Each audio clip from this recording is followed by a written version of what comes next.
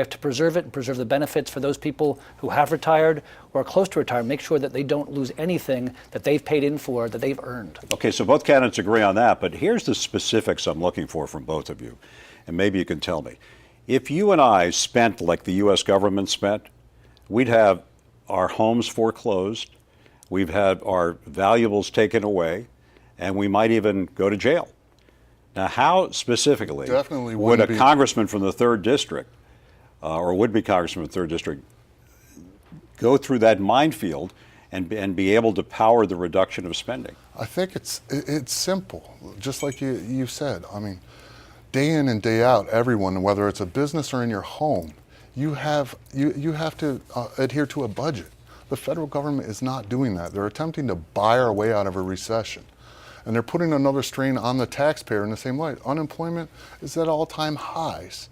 But yet the federal government is expanding in size, creating a strain on the people that are left that are actually still paying taxes. We have to reverse that field, allow people to get back to work through tax cuts and through reducing the size of government and reducing the spending that's going out the door day in and day out. You agree with that?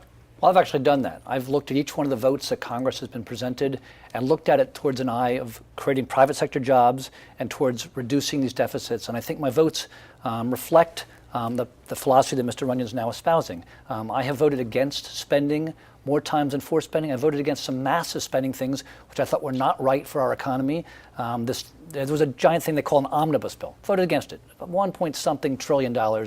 We didn't need to spend that money. We can't afford to spend that money, and it wasn't paid for in terms of offsets elsewhere in spending. I'm leading a group of members of Congress to try to find spending cuts. It's a Democrat group. There's a terrific Republican group trying to do the same thing. I think, as John said, we should try to do it on a bipartisan basis.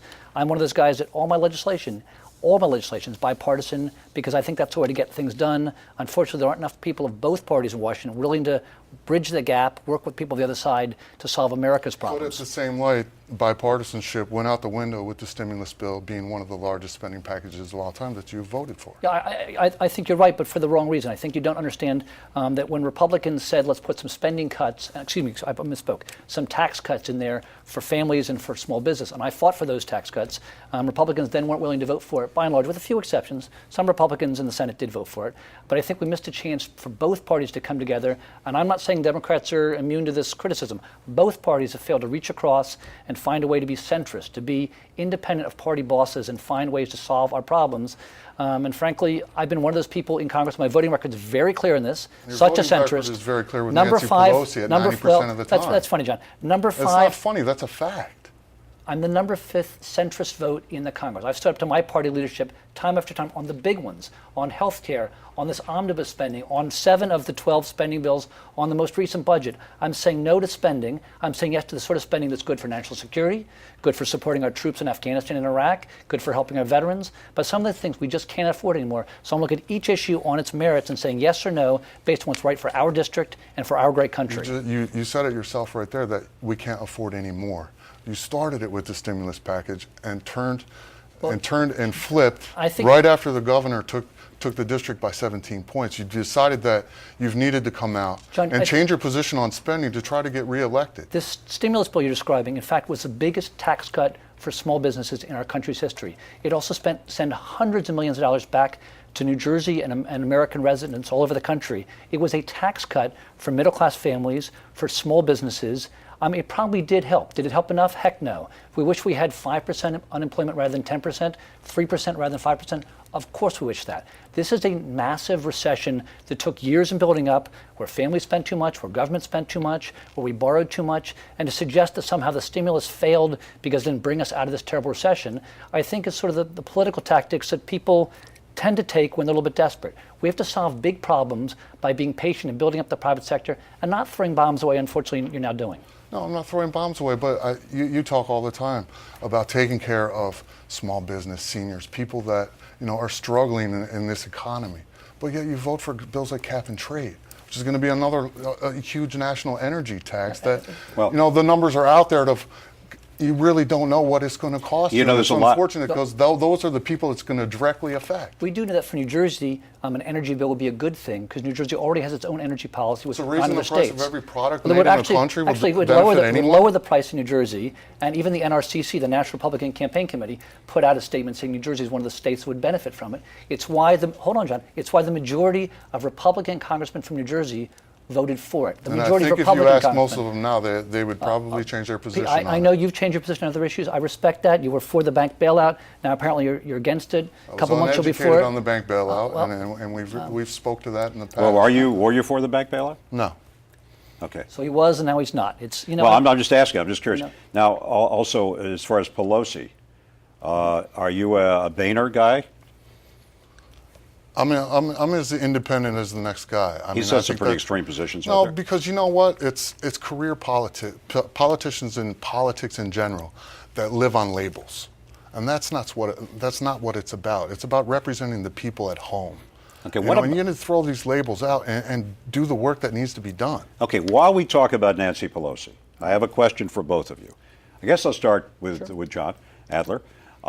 Nancy Pelosi has proposed very controversial legislation that's beneath the radar, by the way, for those watching tonight. It's amazingly beneath the radar. Would require that for covert operations of the CIA in the war against terror, mostly, that every member of the Senate and House Intelligence Committees would have to sort of sign off and be briefed. Do you support that legislation? I don't think that's what the legislation proposes, but I would pretty oppose clear. that. I would oppose that strongly. I think we have to let our intelligence agencies do their job to protect us. There is an ongoing threat to this country, to our homeland, and to our interests around the world from Islamic terrorists, and we have to make sure we keep our country safe and our position around the world secure, and that means freeing up our troops and our intelligence agencies to do their job for us. So if you're a member of the Intelligence Committee in the House, you wouldn't want a veto over CIA operations. I think when you look at intelligence and military, take the politics out of it. They have a job to do. When politicians get involved in most things in this country, they tend to mess them up, and hence we're in the situation we're in. Well, everybody who wants to be a politician eventually gets into it. Would you be nervous about becoming part of the Washington culture? Well, That I you think, don't you know, like to talk about? Intelligence, there's rules and regulations in place that monitor all that type of stuff. The more people that know about it, I think the less they're going to get done because we've seen it all across the board, leaks here and there and stuff like that. That's what actually gets people in trouble. This is a hot button issue for both of you. I'll start with you. But it is an issue that is part of the national debate, so I'm going to bring it up. The mosque controversy in New York. Some people think that we should have no role in Pennsylvania, New Jersey, and Delaware, but it is stirring a lot of emotions, and there's a lot of morality and ethical questions about it. Should the mosque be built within blocks of the World Trade Center? Well, first of all, freedom of religion is a staple of the Constitution of the United States. My personal belief on it, that to go through that process, it's tasteless and insensitive, and I really believe lacks a lot of common sense. Okay. How do you feel about that? Well, I certainly agree with John. The notion, our country is built on notion of freedom. And so freedom of religion is fundamental to who we are as Americans.